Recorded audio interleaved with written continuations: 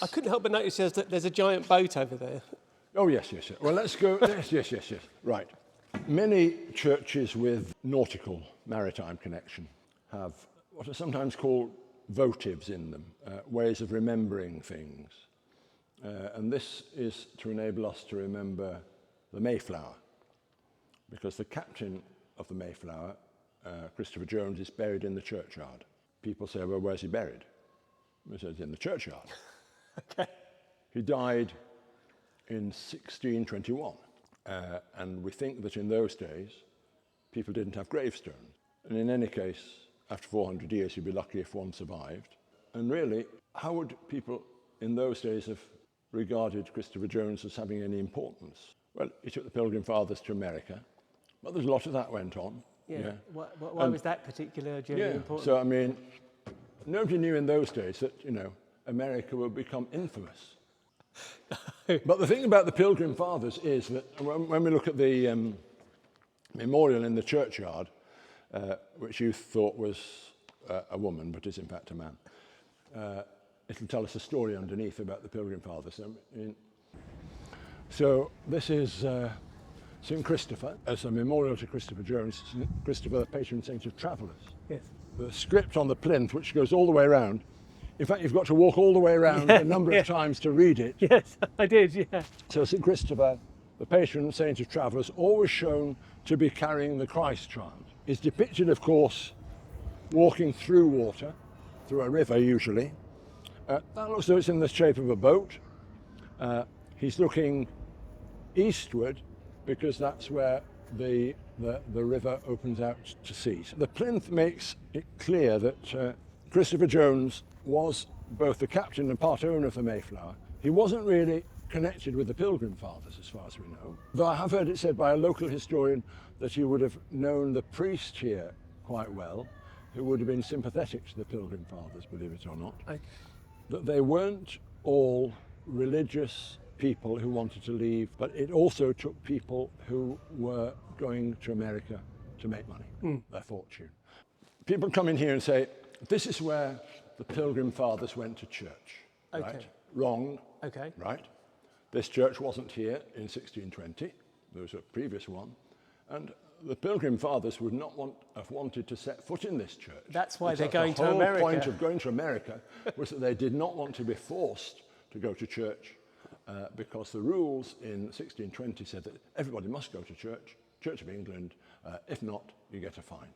That's why they left. Religious freedom. Yeah? Land of the free, as the American anthem says. This down here, this gentleman down here, sorry, I'll get rid of that. Oh, okay. Is called Massasoit. Okay. Now, he was the chief of the local Indian tribe, the Wampanoag, I think I pronounced that right. And he kind of befriended the Pilgrim Fathers when they landed because, they had to build houses anew and that sort of thing, with, as it were, historical revisionism about Native American peoples, which is very sensitive to lots of people. He is certainly a good Native American who assisted the Pilgrim Fathers.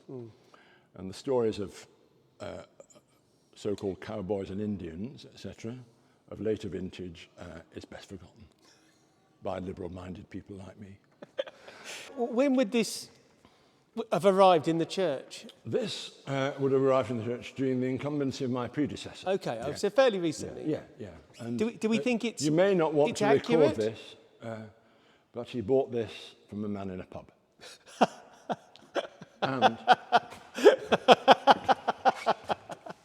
we think it's probably a drinks cabinet because it has a drawer in the back.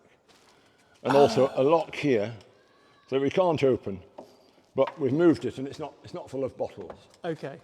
But it may not be the Mayflower, but it's a kind of aid memoir. It gives you the idea. Yes. How wonderful. Very fine memorial in my view, and again we think that would have probably been on the outside of the medieval church. And I'll read what it says. Here beneath lieth interred the body of Captain Anthony Wood, who departed this life on the 24th of August, 1625, being the 49th year of his age, and had issue by his wife Martha Wood, 6 sons and 4 daughters.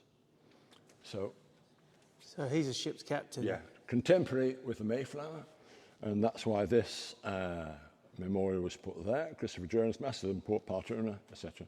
And last year we had a special service at which the Bishop of Southwark was present to commemorate the 400th anniversary of Christopher Jones's death. A burial, I should say. That's one of our tourist boats. And they usually give a commentary on these tourist boats saying, that's where the Pilgrim Fathers went to church. We'll let them know.